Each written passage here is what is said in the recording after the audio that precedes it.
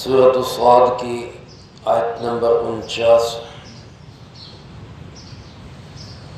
الحمدللہ وکفا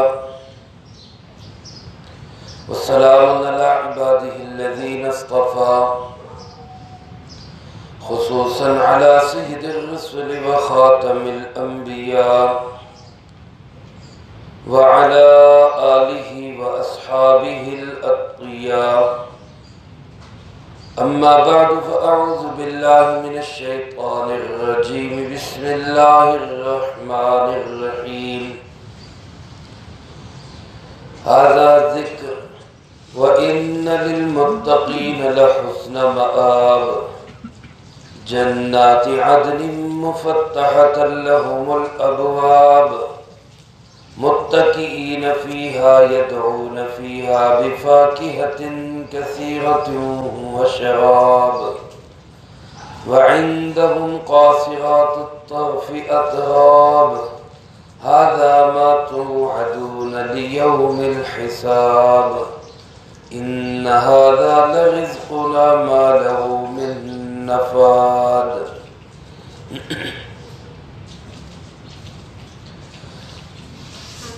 هذا ذکر، یہ ایک نصیحت ہے۔ وَإِنَّ لِلْمُتَّقِينَ لَحُسْنَ مَآب، اور یقیناً پرہیزگاروں کے لیے کیا ہی اچھا ٹھکانہ ہے۔ جنات عدن، رہائشی باغات، مفتحۃ لہم الابواب، جن کے دروازے کھلے ہوئے ہوں گے۔ متکئین فیہا یدعون فیہا بفاکہۃ کثیرۃ وشراب، ٹیک لگائے بیٹھے ہوں گے، اس میں طلب کر رہے ہوں گے بہت کثرت سے میووں کو اور شراب کو۔ وعندہم قاصرات الطرف اتراب، اور ان کے پاس ہوں گی جھکی ہوئی نگاہوں والی ہم عمر عورتیں۔ ھذا ما توعدون لیوم الحساب، یہ وہ ہے جس کا تم سے وعدہ کیا گیا حساب کے دن۔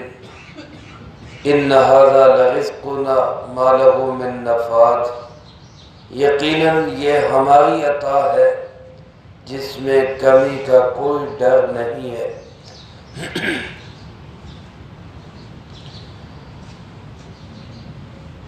اس سے پہلی آیت مبارکہ میں تقریباً 3 رکوعوں کے اندر اللہ رب العالمین نے انبیاء سابقین علیہ السلام میں سے بہت ساری چنیدہ شخصیات کا تذکرہ کیا۔ مقصد اس تذکرے کا جناب نبی پاک صلی اللہ علیہ وسلم کو آپ کی وساطت سے آپ کے ہر امتی کو صبر کی تلقین ہے۔ انبیاء علیہ السلام پر آزمائشیں آئیں، امتحانات آئے، ابتلاءات میں مبتلا ہوئے، لیکن سب نے صبر کے دامن کو نہیں چھوڑا۔ اس کا نتیجہ یہ کہ دنیا میں بھی کامیاب ہوئے، عزت پائی، آخرت میں بھی کامیابی حاصل کی، اور اتنی شاندار کامیابی ان کو ملی کہ ان کی کامیابی کے نغمے جو ہے وہ اللہ رب العالمین نے قرآن کریم کا حصہ بنا دی۔ وہ بہت اچھے انسان تھے، بہت اچھے بندے تھے۔ اللہ پاک ہم سب کو بھی ایسی شاندار کامیابیاں نصیب فرمائے۔ اس باب کو اور اس عنوان کو ختم کرتے ہوئے اللہ پاک نے فرمایا ھذا ذکر، یہ ایک نصیحت ہے۔ اب دوسرا طریقہ سنو نصیحت کا۔ علماء نے لکھا ہے کہ ذکر کے 2 معنی ہیں۔ ایک معنی ذکر کا نصیحت، جیسے کسی کو نصیحت کی جاتی ہے۔ قرآن کریم یہ ایک بہترین نصیحت ہے۔ فرمایا اِنَّا نَحْنُ نَزَّلْنَا الذِّكْرَ وَإِنَّا لَهُ لَحَافِظُونَ، اس ذکر کو اور اس نصیحت نامے کو ہم نے اتارا اور اس کی حفاظت بھی ہم کریں گے۔ قرآن کریم کا نام بھی ذکر ہے، اور قرآن کریم کو اللہ رب العالمین نے فرمایا وَلَقَدْ يَسَّرْنَا الْقُرْآنَ لِلذِّكْرِ، ہم نے نصیحت کے لیے قرآن کریم کو آسان کر دیا۔ کوئی نصیحت حاصل کرنے والا ہے تو وہ قرآن کریم سے بہت اچھی طرح نصیحت حاصل کر سکتا ہے۔ اور دوسرا معنی علماء نے لکھا ہے ذکر کا شرف اور بزرگی، عزت، جیسے کسی کو کوئی اعزاز ملا ہو۔ اللہ رب العالمین کو یہ فرمانا چاہتے ہیں امت مسلمہ، قرآن کریم تمہارے لیے بہت بڑا اعزاز ہے۔ کسی امت کو یہ کتاب، یہ کلام نہیں ملا، یہ کلام اللہ پاک نے نصیب کیا، مجھے اور آپ کو نصیب کیا، امت مسلمہ کو عطا کیا۔ ہمارے لیے بہت بڑی عزت ہے، بہت بڑا امتیاز، اعزاز ہے کہ اللہ پاک نے ہمیں قرآن والا بنایا۔ اللہ ہم سب کو صحیح معنوں میں قرآن والا بننے کی توفیق عطا فرمائے۔ اس کو اللہ پاک فرماتے ہیں یہ ایک نصیحت ہے، یہ ایک باب اور عنوان اور چیپٹر نصیحت کا کلوز ہوا، مکمل ہوا۔ آگے سنو، اگلا چیپٹر، اگلا عنوان کیا ہے؟ وہ جزا اور سزا کا ہے۔ آخرت کے اندر اچھوں کو کیا بدلہ ملے گا اور بروں کو کیا سزا ملے گی، اس کا تذکرہ اللہ پاک نے اگلی آیات میں کیا۔ آج جو آیات تلاوت کی گئی، ان آیات مبارکہ میں اچھے انسانوں کو آخرت میں جو اچھا بدلہ ملے گا اس کے چند مناظر اور تھوڑی سی جھلک اللہ پاک نے قرآن کریم کے اندر ہمیں بیان کی، تھوڑی سی ایک جھلکی دکھائی۔ ورنہ میرے دوستوں، جو لوگ دنیا سے اچھی زندگی گزار کے اللہ کے پاس پہنچتے ہیں، اللہ کے ہاں ان کا جو اعزاز و اکرام ہوتا ہے اس کا ہم تصور بھی نہیں کر سکتے، سوچ بھی نہیں سکتے۔ خود اللہ رب العالمین ارشاد فرماتے ہیں، حدیث قدسی ہے جس کو جناب محمد کریم صلی اللہ علیہ وسلم نے نقل فرمایا، اعدت لعبادی الصالحین، میں نے اپنے نیک بندوں کے لیے وہ چیزیں تیار کر رکھی ہیں کہ ما لا عین رأت، جن کو کسی آنکھ نے دیکھا نہیں، ولا اذن سمعت، کسی کان نے سنا تک نہیں، ولا خطر علی قلب بشر، کسی دل میں ان کا تصور بھی نہیں گزرا ہوگا۔ وہ چیزیں میں نے تیار کر رکھی۔ میرے محترم دوستو، آخرت کی نعمتیں، جنت کی بہاریں قرآن کریم میں مختلف جگہوں پہ بیان ہوئی۔ حضرات علماء کرام اس کو اپنے اپنے انداز میں کھولتے رہتے ہیں، لیکن جتنا بھی کھول لے، جو اللہ نے وہاں بنایا ہے وہ تو وہاں جا کے ہی لطف اندوز ہو گیا۔ اللہ ہم سب کو اپنی رحمت سے جنت نصیب فرما دے۔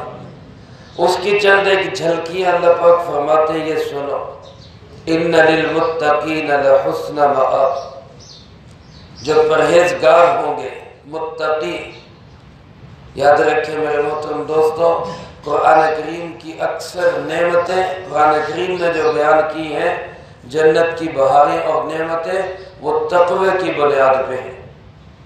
وَإِنَّ لِلْمُتَّقِينَ لَحُسْنَ مَآب، إِنَّ الْمُتَّقِينَ فِي ظِلَالٍ وَعُيُونٍ، إِنَّ لِلْمُتَّقِينَ مَفَازًا۔ جہاں بھی آپ دیکھیں گے وہاں تذکرہ کس کا ہے؟ متقین، متقین، متقین۔ یہ متقین کون ہے؟ تقوی کس چیز کا نام ہے؟ حضرت عبداللہ ابن مسعود رضی اللہ تعالیٰ عنہ سے پوچھا گیا، تقوی کس چیز کا نام ہے؟ فرمایا، لا یراک مولاک حیث نہاک، تیرے اللہ نے تجھے جہاں سے منع کر دیا وہاں اللہ کو نظر نہ آ، یعنی وہاں سے رک جا، یہ تقوی ہے۔ حضرت امام شاہ ولی اللہ رحمت اللہ علیہ فرماتے، تقوی محافظت بر حدود الشرع است، شریعت کی تمام حدود کی حفاظت کا نام تقویٰ ہے۔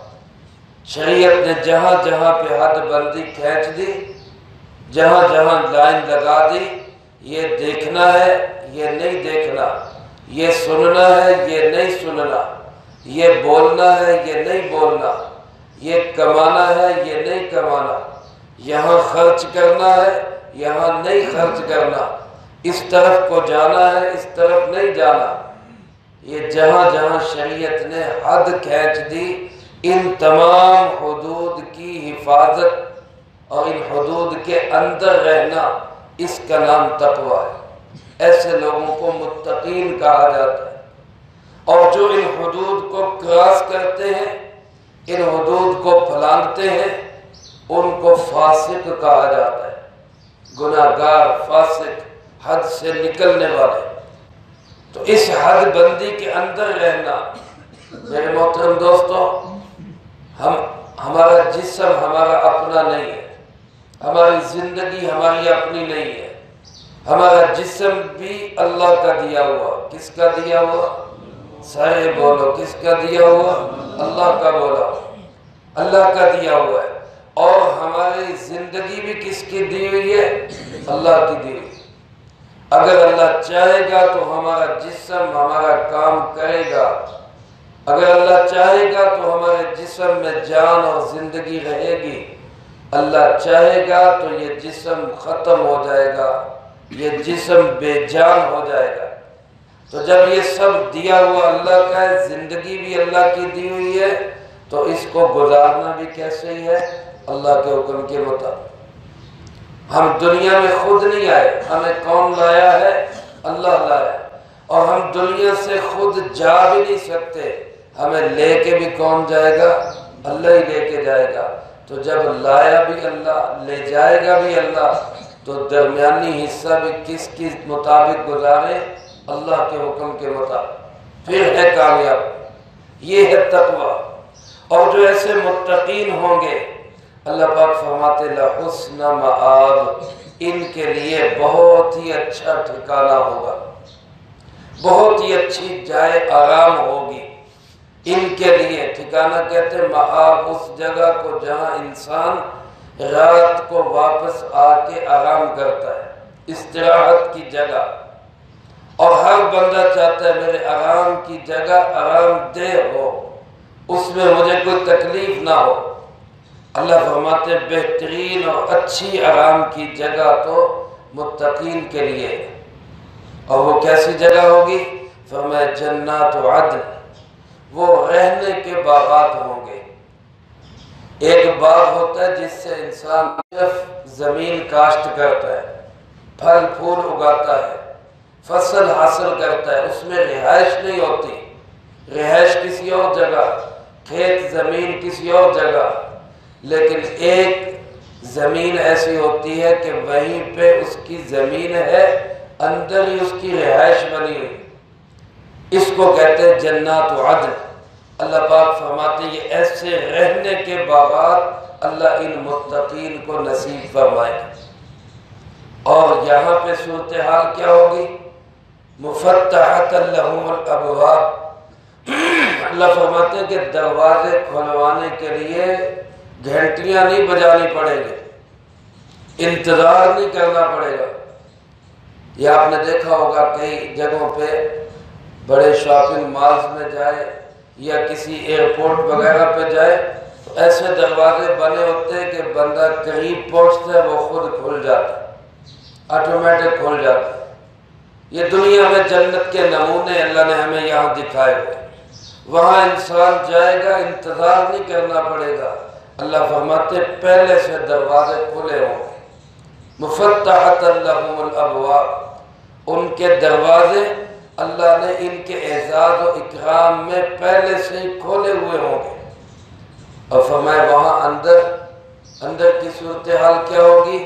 متکئین فیہا، تکیہ لگائے بیٹھے ہوں گے، آرام کے ساتھ، اطمینان کے ساتھ، سکون کے ساتھ، کوئی پریشانی نہیں، کوئی دکھ اور تکلیف نہیں۔ جب انسان کی زندگی کے اندر اطمینان اور سکون ہو تو وہ آرام سے گھر میں تکیہ لگا کے چوڑا ہو کے ٹانگیں پھیلا کے بیٹھتا ہے، پریشانی کوئی۔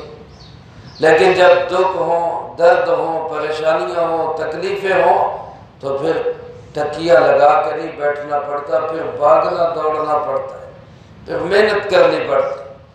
یہ میرے دوستو دنیا جو ہے محنت کی جگہ ہے، یہاں جو محنت کر کے جائے گا وہاں پھر اللہ فرماتے بڑے آرام سے مسیریوں پہ تکیہ لگا کے بیٹھے ہو، یدعون فیہا بفاکہۃ کثیرہ، اور طلب کریں گے وہاں بہت زیادہ میوے، بہت زیادہ پھل۔ اور طلب کرنے کا مطلب مانگنا نہیں، وہاں طلب کرنے کا مطلب للچانا نہیں ہے، بلکہ وہاں طلب کرنے کا مطلب صرف آرڈر دینا۔ آرڈر دیں گے، حکم کریں گے، آج یہ پھل حاضر ہو، آج یہ پھل حاضر ہو، اور حکم بھی ایسے ہوگا کہ دل کی چاہت ہوگی اور پھل ہاتھ باندھ کے خود سامنے کھڑا ہوگا۔ اللہ کی شان، ایٹومیٹک نظام اللہ انسانوں کے ہاتھوں میں دے، ایسا بہترین اور کثیرہ۔ اللہ فرماتے ہیں ان کی کثرت اتنی ہے کہ میں تو بیان کر دوں گا تم سن نہیں سکتے، بہت زیادہ۔ اور اس کے ساتھ ساتھ پھر وہ شراب، شراب کا ایک معنی مشروبات، قسمہ قسم کے مشروبات، عجیب و غریب قسم کے پینے کی چیزیں۔ وہاں عام طور پہ انسان دنیا کے اندر پانی پیتا ہے، دودھ پیتا ہے، اور اللہ نے وسعت دی ہو تو شہد پیتا ہے۔ اللہ پاک ہمیں حفاظت فرمائے، دنیا کے اندر بعض لوگ گندی شراب میں بھی منہ ڈال لیتے، اللہ ہم سب کو محفوظ رکھے۔ وہاں ان چاروں چیزوں کی نہریں ہوں گی، مٹکوں میں نہیں ہوگا، ڈرموں میں نہیں ہوگا، پائپوں کے اندر یا ٹینکیوں کے اندر نہیں ہوگا، ان کی نہریں ہوں گی، پانی کی صاف ستھرے پانی کی نہریں، من ماء غیر آسن وانہار من لبن لم یتغیر طعمہ وانہار من خمر لذت للشاربین وانہار من عسل مصفى، پانی جو کبھی گندا اور بدبودار نہیں ہوگا اس کی نہریں چل رہی ہوگی، دودھ جو کبھی خراب نہیں ہوگا اس دودھ کی نہریں چل رہی ہوگی، شراباً طہورا کی نہر، پاکیزہ شراب۔ دنیا کی شراب گندی شراب پی کے سر درد ہو، عقل معوف ہو جائے، مت ماری جائے، ماں بہن کی تمیز نہ رہے، اور وہاں شراباً طہورا، اور پلانے والے نو عمر لڑکے، چھوٹے چھوٹے بچے، حسین و جمیل دائیں بائیں پھر رہے ہوں گے۔ وَيُسْقَى، اللہ پاک فرماتے خود جام بھر بھر کے پیش کریں گے، بلانا نہیں پڑے گا، مانگنا نہیں پڑے گا، فلانے ادھر آ اور میں نے بھی ایک گلاس دیں، یہ رونا وہاں پہ نہیں ہوگا، وہ خود لے کے حاضر ہوں گے۔ اور بعض ایسے خوش نصیب ہوں گے، بعض متقی جن کا تقوی، اخلاص، محنت اللہ کو ایسی پسند آئے گی، اللہ فرماتے ہیں وَسَقَاهُمْ رَبُّهُمْ شَرَابًا طَهُورًا، ان کو ان کا پروردگار خود پاکیزہ شراب پلائے، اللہ خود پلائے۔ میرے محترم دوستو، اور سبحان اللہ کہہ دیں، اب تو ہمارے وزیر اعظم بھی کہتا ہے کہ ستے پہ سارے میں انی گل کی کوئی تاڑیاں بجا دیو، وہ اپنے واسطے کہتا میرے واسطے کوئی تاڑیاں بجا دیو، میں 6000 ارب کا ٹیکہ لان لگا تھا۔ میں آپ کو جنت کی نعمتیں سنا رہا ہوں، آپ سبحان اللہ کہہ دیں۔ وہ بھی کہتے ہیں لگتا راتی تسی دیر نال ستے ہو، میں بھی یہی کہنا لگتا راتی دیر نال ستے ہو، ان بھی ستے پہ کہو سبحان اللہ۔ بعض لوگ ایسے ہوں گے ان کی محنت اللہ کو ایسی پسند آئے گی کہ اللہ پاک ان کو خود شراباً طہورا پلائے گی، خود شراباً طہورا اپنے ہاتھ سے۔ اللہ اپنی رحمت سے ہمیں بھی ان خوش نصیب لوگوں میں شامل فرما دے۔ عسل مصفى، پاکیزہ صاف ستھرے شہد کی نہر، خالص شہد کی نہر، گڑ سے بنایا ہوا نہیں، فارمی شہد نہیں، شیرہ تیار کر کے شہد نہیں، بلکہ خالص شہد اور اس کی بھی نہریں۔ یہ اللہ پاک وہاں نعمت عطا فرمائے گا۔ اور پھر انسان کی زندگی میں باقی ساری نعمتیں ہوں، مرد ہو تو مرد کی زندگی میں عورت نہ ہو، عورت ہو تو عورت کی زندگی میں مرد نہ ہو، تو ساری نعمتیں ہی پھس پھسی سی لگتی، بے سوادی لگتی، کچھ سواد نہیں رہتا۔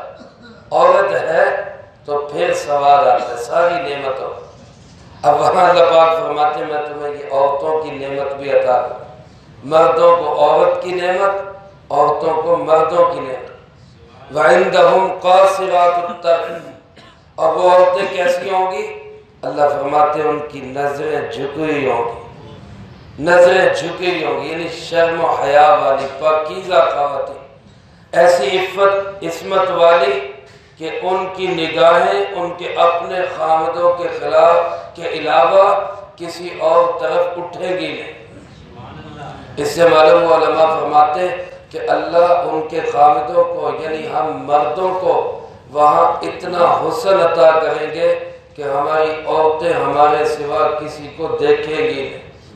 یا تو بعض اوقات ایمان بدل جاتے ہیں، پھسل جاتا ہے انسان، اللہ ہم سب کے ایمان کو سلامت رکھے۔ وہاں اللہ ایسا حسن دیں گے مردوں کو بھی عورتوں کو بھی کہ وہ ایک دوسرے کے سوا کسی اور کو دیکھیں گے۔ جھکی ہوئی نگاہوں والی، شرم و حیا والی۔ میرے محترم دوستو، عورت کی سب سے بڑی خوبی دنیا کے اندر یہی ہے، عورت کی سب سے بڑی خوبی یہی ہے۔ بعض حضرات نے یہ نقل کیا ہے کہ آپ صلی اللہ علیہ وسلم نے ایک دفعہ سوال کیا عورت کی سب سے بڑی خوبی کیا ہے، تو لوگ مختلف جواب دینے لگے۔ حضرت علی کرم اللہ وجہ جلدی سے گھر گئے اور سیدہ کائنات سیدہ فاطمہ رضی اللہ تعالیٰ عنہ سے پوچھا تم بتاؤ عورت کی سب سے بڑی خوبی کیا ہے؟ حضرت سیدہ فاطمہ رضی اللہ تعالیٰ عنہ نے فوراً فرمایا عورت کی سب سے بڑی خوبی یہ ہے کہ وہ کسی غیر محرم کو نہ دیکھے اور کوئی غیر محرم اس کو نہ دیکھے۔ حضرت علی کرم اللہ وجہ نے آ کے یہی جواب پیش خدمت کیا۔ سرکار دو عالم صلی اللہ علیہ وسلم نے فرمایا کس کا جواب ہے، کس سے پوچھ کے آئے؟ کہا جی آپ کی لخت جگر سیدہ کائنات حضرت فاطمہ رضی اللہ تعالیٰ عنہ سے۔ میرے محترم دوستو، یہ عورتوں کی خوبی اللہ جنت میں عورتوں کو دے گا، جھکی ہوئی نگاہیں ہوں گی، اور فرمایا اطراف ہم عمر ہوں گی، ہم عمر۔ علماء فرماتے ہیں اس کے دو معنی، ایک معنی یہ کہ ایک ایک جنتی کو اللہ وہاں ایک سے زیادہ بیویاں دیں گے۔ آخری درجے کا جو جنتی ہوگا اس کو بھی اپنی جنت کے اندر 70 حوریں ملیں گی۔ ایک دی آئیے سبحان اللہ، وہ دیکھو ہے کوئی بیچارے کوئی تھے انہیں کیا ہوتے 70 مل گئے۔ تو ایک ایک جنت کو، یہ آخری درجے کا جنتی ہے جس کو اللہ 70 عطا فرمائے گا۔ اور میرے محترم دوستو، یہ 70 افضائر یہاں دو اکٹھی ہو جائے تو وہ نہیں جینے دیتی، سوپروں والا مسئلہ شروع ہو جاتا ہے، لڑائیاں شروع ہو جاتی ہیں۔ وہاں 70 اکٹھی کیسے رہیں گی؟ اللہ پاک نے اطرار کے لفظ میں یہ بتایا کہ وہ سب ہم عمر ہوں گی، ایک دوسرے کی سہیلیاں بن کے رہیں گی۔ بیویاں آپس میں لڑے تو خامد کو ٹینشن، اور جنت میں ٹینشن ہے کوئی نہیں، وہاں 70 بھی پیار محبت اتفاق کے ساتھ رہیں گے، اس لیے کہ خامد کو کوئی پریشانی نہ ہو، وہ بھی مزے میں رہیں گی، یہ بھی مزے میں رہے گا۔ اور بعض علماء فرماتے ہیں یہاں اطراب کا معنی کہ وہ اپنے خامد کی ہم عمر ہوں گی، ان کی عمر میں اور خامد کی عمر میں زیادہ فرق نہیں ہوگا، کیونکہ اگر زیادہ فرق ہو جائے تو یہ فرق بھی بعض اوقات ازدواجی مسائل کا ایک بہت بڑا سبب بن جاتا ہے۔ اس لیے شریعت بھی اس کا تقاضا کرتی ہے کہ بچی اور بچے کے رشتے کے وقت عمروں کا صحیح مناسبت اس کی دیکھنی چاہیے، صحیح طور پہ ان کی آپس میں ہم عمری ہو۔ اللہ پاک فرماتے ہیں کہ یہ ہم عمر نیچے نگاہوں والی یہ خواتین بھی وہاں جنت کے اندر مردوں کو ملے گی۔ ھذا ما توعدون، لیکن فرمایا یہ تم سے وعدہ کیا جا رہا ہے، یہ وعدہ تم سے کیا جا رہا ہے، اور وعدہ کرنے والا کون ہے؟ اللہ رب العالمین۔ کون ہے وعدہ کرنے والا؟ اللہ۔ اور اللہ اپنے وعدے کی خلاف ورزی نہیں کرتے، لیکن وعدہ پورا کب ہوگا؟ لیوم الحساب، حساب کے دن۔ یہاں دنیا میں مٹی کی حوروں کو نہ دیکھو، وہاں اللہ نے نور کی حوریں تیار کر رکھی۔ یہاں اپنا ایمان خراب نہ کرو، وہاں اللہ رب العالمین تمہیں بہت کچھ عطا کرے گا۔ یہاں دنیا کی گندی شراب میں منہ نہ مارو، وہاں اللہ پاکیزہ شراب طہور اپنے ہاتھ سے نصیب کرے گا۔ یہاں دنیا کے اندر من چاہی زندگی مت گزارو، اللہ کی چاہت کے مطابق زندگی گزار دو، وہاں اللہ تمہیں جو تم چاہو گے وہ عطا کرے گا۔ اس لیے میرے محترم دوستو، یہ جو جنت کی بہاریں ہیں وہ ہم نے یہاں سے لے کے جانی ہے، وہاں نہیں ملے گی، یہاں اکٹھی کرنی ہے، ملے گی وہاں پہ، اکٹھی یہاں کرنی ہے، ملے گی وہاں پہ۔ اللہ فرماتے ہیں وہاں تمہیں حساب کے دن یہ سارے وعدے میں پورے کر دوں گا۔ اور فرمایا ان ھذا لرزقنا، اب بندے کو نعمتیں ملی ہوں، پیسے ملے ہوں، دنیا کے اندر کوٹھی بنگلہ ملا ہو، اعلیٰ چیزیں ملی ہوں، ایک خطرہ لگا رہتا ہے کہ یار یہ کہیں ختم نہ ہو جائے، یہ کہیں چھین نہ جائے، یا اور کچھ نہیں تو کم دولت کم ہو رہی ہے، مہنگائی بڑھ رہی ہے، پیسے کم ہو رہے ہیں۔ لیکن اللہ فرماتے ہیں جنت کے اندر یہ سب کچھ میرا رزق ہوگا، ہماری طرف سے خاص عطا ہوگی۔ دنیا میں بھی اللہ ہی نے عطا کیا ہے، لیکن دنیا امتحان گاہ ہے، انعام گاہ نہیں ہے، وہاں انعام گھر ہوگا، انعام کی جگہ ہوگا۔ اللہ پاک فرماتے ہیں کہ میں وہاں تمہیں ایسا رزق دوں گا کہ ما لہو من نفاد، اس میں کوئی کمی نہیں ہوگی، ایک بال برابر بھی کمی نہیں ہوگی، بلکہ روزانہ کے اعتبار سے جنتی کی جنت لذت بڑھتی جائے، مزے بڑھتے جائے۔ میرے محترم دوستو، ایک طرف یہ زندگی ہماری منتظر ہے، اور ایک طرف دوسرا رخ جو اللہ پاک نے اگلی آیات میں بیان کیا ہے وہ جہنم کی زندگی ہے۔ اب یہاں ہم نے فیصلہ کرنا ہے کہ آیا ہم جو زندگی گزار رہے ہیں یہ ہمیں جنت میں لے جانے والی ہے یا خدا نخواستہ جہنم میں لے جانے والی۔